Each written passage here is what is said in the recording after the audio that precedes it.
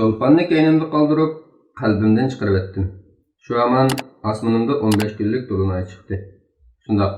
Burun onun cemalini katmukat bulutlar tosup algan edi.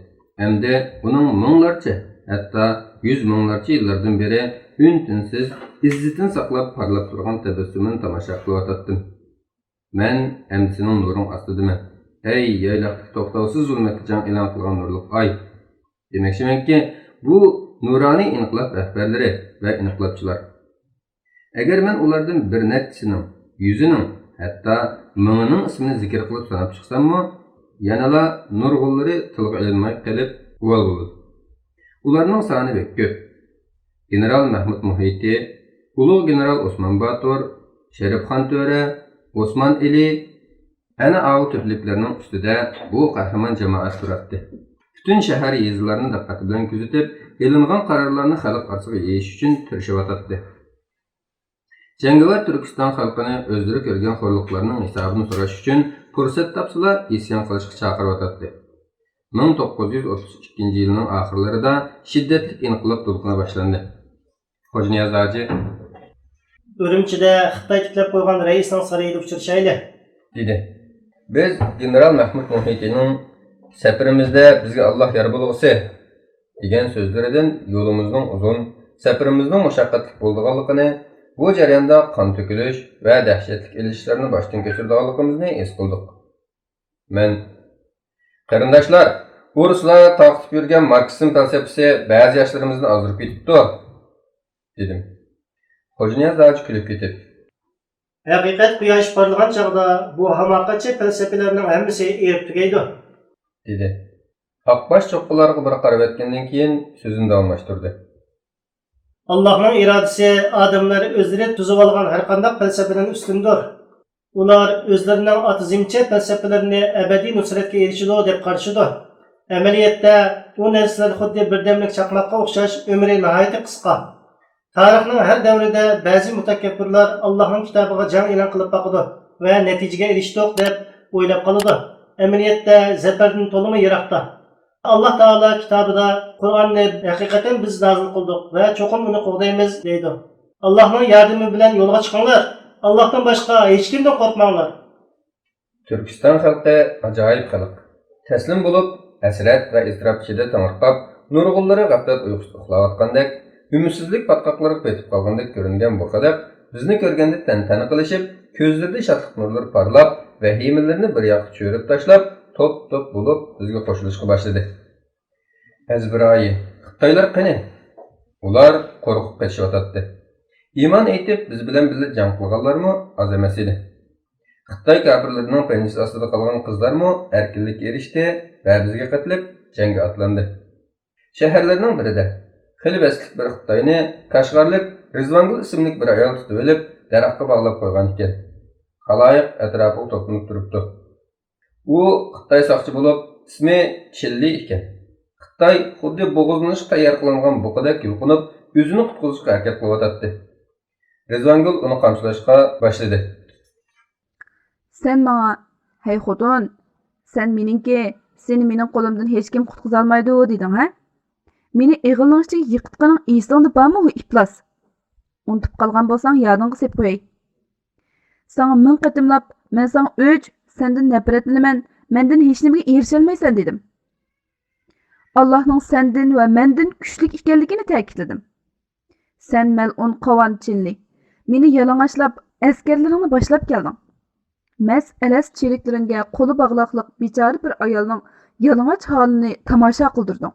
Shu chog'da yomg'ir yig'ayotgan osmonga qarab yig'lab turib, chin ixlosim bilan Allohga duo qildim. Sen bo'lsang meni mazoq qilib, Allohing anglayolmaydi, chunki u yo'q. Bu yerda bor men, mana men Chilli dedim. Hozir neredesan, ha? Qara, atrofingdagi har tarafdan kelgan azimatlarga qara. Sening mag'lubiyatingni isbotlab turgan bayroqqa qara. Endi Allohni tunigansan, Chilli. Gap qila. Hozir ajab sajda qilib ketibsan. Yerni suyib turib, o'zing inkor qilgan Allohga yelinib ketyapsana. Sening nering erkak? Qo'rqinchoq pasanda. Sen pastkesh abloq, mening dilimga qattiq azor berding. Tenimni bulg'uding. Mening dinimda bir ayolning ippitini oyoq osti qilishining jazosi o'lim. Xo'ja Niyaz hoji hayajonlangan kishilar to'piga qarab Bu ayolning aqli joyidami? dedi. Bir Qashqarlik odam Bütün Kashgar xalqi bu ayolning hikoyasini biladi. dedi. Xo'ja Niyaz hoji Uzun mezgil qiyin qistoqlarga duch kelgani aniq. dedi. Rizvangulning oilasi obro'li, dindor oilalardan edi. deb tushuntirdi Qashqarlik. Bilinib turdi. Bu Chili degan mal'un ko'ngil qo'sh uchun asirga tushganlardan ifatli qizlarni tanlayapti. Bu Moskvada tarbiyalangan bir kommunist. Nurg'un cho'ng ulamo va dindor kishilarni o'ldirdi. Xo'ja Niyaz hoji Xitoy soqchining oldiga kelib Nimalarni qildim? deb so'radi. Xitoy harg'in ko'zlari bilan uning qarab G'oliblarning qonunini ijro qildim. G'oliblarning qonuni nima ekan? Xitoy javob bermagandan keyin yondirib so'radi. İffetli qizlarni oyoq osti qilishmi? Uni o'zim uchun yaxshi ko'rdim va xohladim. Mushuning uchun urush qilg'ili keldingmi? Men ular buyurganini qildim. Mas'uliyat qo'mondonlarda. Xo'ja Niyaz hoji odamlar to'piga qarab Qaranglar, xaloyiq, bizdan uning tasmasini yetlab kelganlarni so'roqqa tortishimizni talab qilyapti. dedi. Ondan Xitoyga burilib Allohning oldida yolg'iz so'roqqa tortilamiz chilli. Qiyomat kuni ularning hammasi Allohning dargohiga tanaha keladi. Bu oyatni anglab boqqanmiding? Albatta yo'q. Biz seni boshliqlaringning qilmishlari uchun emas, sening jinoyatlaring uchun javobgarlik tortamiz. Chilli yerga yiqilib varqirashga boshladi. Mening o'ligim yo'q. Bu shansi. Rizvangul qaqahlab kulib ketdi va Xo'ja Niyaz hojiga qarab Janob rais, uning qo'lida o'lgan qarindoshlarimiz uningdan marhamat tilgan edi. Bir oqshimi yigitlardan birining xuddi mushuningdek mening o'lgim yo'q deb varqirganligini oldim. Lekin Chenli qattiq tashrifli qilgan edi. Chilli qarab gapini davom qildi. İnkar qila olamsan?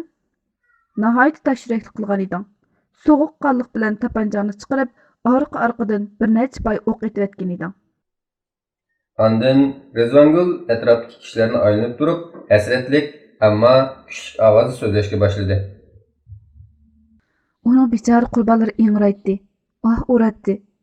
Ko'zlaridan hayotga bo'lgan talpinish chaqnab turadi. Bu Chenli degan itning kuchki issiq chayini ichib, tamokisini purqurtib chekib, paltosiga ching yo'ginib tomosha qilib kulib o'ltiradi. Ondan meni zo'rlab quchqiga o'ltirg'izib olib, yuzimni qalamtarish bilan tilatdi. Tasavvur qilib beqinglar. Ko'z oldinglarga keltirib beqinglar. Qaranglar, yuzimdagi yara izlari tex yo'qligini yo'q. Bu ablah yuzimdan oqqan qonlarni yalab, gulqaqalar ichilib ketdi. Ondan "Menga adolat lozim" deb qattiq vaqirdi. Atrofni sukut bosdi. Hammaylar bu ko'zlari yoshga to'lgan, jiddiylashgan ayolga va daraxtga bog'langan mag'lub soqchi amaldoriga qarshi qolgan edi. Tuyuqsiz 60 yoshlardagi bir odam saflarni yerib o'tib maydonga etildi. Qo'lida bir eski qilich ko'tarib olgan edi. Xitoy amaldorining kallasini shundoq chaqqonlik bilan uzib tashladiki, nima ish bo'lganini aniqlay olmay qoldik. Bovayning "Men bu qizning dadasi" deyishi bilan atrof o'pir-to'pir bo'lib ketdi. Rizvangul dadasini chin quchoqladi. Xo'ja Niyaz hoji odamlarni tarqalishga buyruq qildi. Qashg'ar va boshqa shaharlarda janglar qizib ketgan bo'lib, qo'zg'olonchilar xoin va ishg'olchilardan ozod bo'lgan rayonlarni radga silib mevatdi. Har bir yurtning o'g'illarcha echinish hikoyasi bor edi. Xo'ja Niyaz hoji o'z-o'ziga "Men uning dadasi" degan gapni takrorlab turardi. O'zini o ayolning ikkinchi dadasida his qiladi va jamoatga dahshatli azob duchor bo'lgan Turkistonning o'z sharaf va ar-nomusini qo'g'daydigan, badani va qalbidagi yaralarning intiqomini oladigan solih musulmon dadalarga va sharafli avlodlarga har zaman muhtoj ekanligini ta'kidlaydi. Esimga Juvaynimak cho'lpon kelib qoldi. Kashki umr Rizvanguldek bo'lgan bo'lsa. Nereden xayolim keldi bu cho'lpon?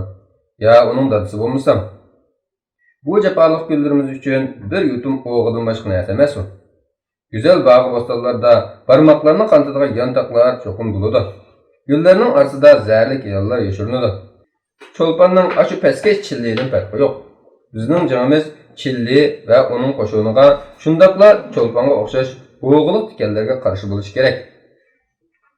Her tarafda tinch hüküm sürüşkə başladı. Kaşgarda yeni cumhuriyet ilan qılındı. Xo'ja Niyaz Hoji Sharqiy Turkiston Islom Jumhuriyatining raisligiga saylandi. Qurilgan hukumatning bosh vakilligi bo'lsa, Qohiragacha berib ilm tahsil qilib kelgan Sabit Damullam ismli salih bir kishi saylandi. Sabit Damullam Millat Majlisi va ministrliklarni tashkilladi. Vatanimiz asosan ozod bo'ldi. Az kundan keyin Urumchini muhosiraga elish uchun yo'lga chiqdik. Urumchi atalmış Xitoy raisining turar joyi va oxirgi qo'rg'on edi. Men bo'lsam qo'shinni to'plash va buyruqlarni yetkazish uchun Qumulga vazifaga yo'llandim. Zafar bilan Qumulga qaytarganim uchun xushal edim. Bir askarning o'z yurtiga zafar quchib kelishi nima degan sharaf? U endi beshin tik tutmag'adi. Kishilarga mehr shafqat bilan nazar tashlaydi va o'zi bilan xalqini bir kishilishning bog'lab turganligini his qiladi. Bu endi xalqning to'miridagi bir tomchi qonga, ularning ruhi va umidining bir parchasiga, baxti va qayg'usining bir qismiga aylangan bo'ladi. Ulug' zafar xuddi buyuk baxtsizlik o'xshashla qalblarni birlashtiradi, barliq umidlarni bir xumdonga tog'laydi. Zafar bilan qaytgan chavandoz ko'chalarda faxrlangan holda ma'alaydi. Derizlardan ko'ringan xush tabassumli go'zal chiroylarga, oftobda kuyib ketgan bolalarga, uyoq bu yoqqa xotirjamlik va saodat ichida berib kelib turgan kasb dehqonlarga nazar tashlaydi. Shu chog'da u chavandoz o'zining sepillarini muhosiraga elib, top o'qlarini etib, yurtlarni Xitoyning paskin oyoqlaridan erg'dash orqali zimmizdagi mas'uliyatlarni ozroq bo'lsin ado qilganligini his qiladi. Mana men safar quchgan chavandozman. Nima degan go'zal tuyg'u, ha? Yangi paydo bo'lgan faylasuflarning, ya'ni marksizmchilarning mag'lubiyatini, ularning mantiqlarining yo'qotilib darhol Allohni aslashga boshlaganlarini ko'rsam, qalbim shodlik uchimidi. Men ularning yolg'ondan shunday qilib qo'ymaganliklariga ishonaman. Ko'zlardagi parda ko'tarilib, tabiiy holda azaliy bo'lgan, saxtalik mavjud bo'lgan Allohga qaytdi. Yangi harbiy ayg'im bilan ko'chalarda aylanib yuratdim. Keynimdan chaqirgan ovoz anglandi. Yana qaytib kelsan bilan Mustafa. Desem uni izlab keldingmi aqshan? Keynimga burildim. Mansur dorug' turardi. Uning o'ng biligi va besh tangaliq edi. Tas qaptimi sen tanimag'ile, dedim chaqchaq qilib. Quchoqlashdik. Mansur dorug'a so'zlashga boshladi. Shifoxonada bir mezgil yotdim. Biligimdan 2-3 paydak o'q chiqarilibdi. Sonini men aniq bilmadim. Onun bilikimning vaqtda falash bo'lib qolganligini aytishdi. Buning qirayat chog'liq. Perişanlık içinde beşini egib devam qildi. Bek ko'p azimatlar shahid bo'lib ketdi. O'limdan nafratlangan bo'ldim. İnsonni o'ldirishi bek ichida chiqish ekan. Buncha hamoqatliklar nima uchun? Unutishga tirishman va yana yuramni silkib qo'yib, qurolni qo'limg'olaman. Xitoylar yoki o'rislar to'plangan tarafga qaratib, top o'qlari yog'dirishga boshlayman. Ularni o'ldirgim yo'q. Faqat ularning bizni o'ldirishdan to'xtashini, qurollarning ovozini o'chirishni umid qilaman. Echinishlik bo'lgani, ularning o'zlari jimiqmay turib, qurollari jimiqmaydi. Mana buning o'zi ofat. Ularning qurollarining sarg'inlikdan to'xtashi uchun o'zlari o'lishi kerak. Bo'ldi, bu gaplarni deyishmaydi. Kulayli bir oz. Buncha qonliq jonlar orasida uni unutib olmadingmi? Hayronlik bilan so'radim. Kimni? Cho'ponnichu. Men uning dadisi. Bu gapni anglab Mansur qaqaqlab kulib ketdi. Sen uning dadisi degin. Tashlandiq saroy tarafga ko'z tashlab qo'yib, mundoq dedim. Qashqarda bir qari odamning mushundoq deganini angladim. Men uning dadisi. Raisimiz Xo'ja Niyaz Hojining men uning dadisi deganini angladim. Do'stim Mansur Dorg'a, shuni bilib qo'yginki, vatanimizning doim men uning dadisi deb turadigan kishilarga qattiq ehtiyoji bor. Mansur Dorg'a mo'rangni qo'yib qo'yib, Urush sening nervlaringni charchitib o'tibdi, odosh. dedi. Balkim, dedim afsuslangan holda. Urumchiga bordinglarmi? Qo'rshab qoldik. Urush tugashga oz qoldi. Meningcha bo'lsa, bizning aziyatlarimiz hech tugamaydi. Dedi Mansur Dorg'a kulib qo'yib. Biz hozir ikki orada qisilib qoldik. Biz hozir ikki arada qisilib qoldik. Bir tarafda Xitoy kofirlari, yana bir tarafda Rus kommunistlari. İkkalisining ko'zi bizda. İkkalisi dinimizni yo'q qilish ko'yida. Chunki dinimizni yo'q qilsa, bizdan qutulgan bo'ladi. Ularning atalmış faylasuflarning shunday deyishganlarini angladim. Ular ishg'ol qilishgan ba'zi shaharlardan qochgan chog'da yo'q qilib o'tishga ulguradigan maxfiy hujjatlarni o'qidim. Ularda mushunaq mazmunlar bor ekan. Menda bunday materiallarni xil bor. Ularni Xo'jina zajiga opiraman. Bu rostda yangicha ahli sinf bo'lishi ekan. Cho'lpon zolimlarning qanoti ostida qochib ketdi. Dedi Mansur tuyuqsiz qo'rqinchilab. Sen qanday bilasan? Uni o'zining qilib olgan amaldor eng burun qochganlardan. Bunun bilan Rizvangulning orasida osmon simon farq bor. Davetdim ixtiyorsiz. Cho'lponning butun umri to'p-tuproq. Dedi Mansur kulib. Hatto laylatqa. Sen uni meningchilik bilmaysan. Sana tunji qitim Cho'lpon haqida ozroq so'zlab beray, qadrli do'stim. Uning o'ndan ortiq oshiqi bor edi. Ot paqardan tortib podsho bo'lguncha, navbat tutgan askardan uningga zibu zinnatlari sovg'a qilgan xayri boygacha. Sen bek sodda, axloq ekansan Mustafa. Qayg'urma. Men sana qat'iy o'xshamayman. Bu qora kunlar menga bir xil kishidan boshqaga ishonmaslikni o'rgatdi. Qo'liga qurol elib, o'lgicha jang qilgan odamga ishlaman. Hozirgi davr fitna fasodga to'lgan ozg'un bir davr. Bu davrda yashashning o'zi bitalaylik. Cho'lpon Urumchiga ketdi. Ishonkinki, agar Urumchiga kirishga muvaffaq bo'la olsak, sizning oldinga yig'lab yordam tilab keladi. Hammaylanga ziyonkashlikka uchragan iffatli ayol bo'lib ko'rindi. Kishilar uning ko'z yoshlariga ishonishidi. Siningni o'xshashlar qalbim erib ketadi. Xaylarga o'lim. Dedim zarda bilan tapanchamni silab qo'ygach. Mansur mo'risini qaqib kulib qo'yib. Qilolmaysan. Shunday qilishimiz zo'r deb qaramsan? Vatanimizni o'g'illik tikanlardan, parazit o'tlardan irg'ilishimiz lozim. Tikanlarni Alloh yaratgan. Parazit o'tlari har doim bor. Ha rost. Men bir tog'liq ayol bilan o'ylandim. Jang urush haqida jiq bir narsa bilmaydi. Ha, senchu? Bir ikki kun qumulda bo'laman. Uningdan keyin Urumchiga qaytaman. Men sizlarga ikki haftadan keyin qo'shila olayman.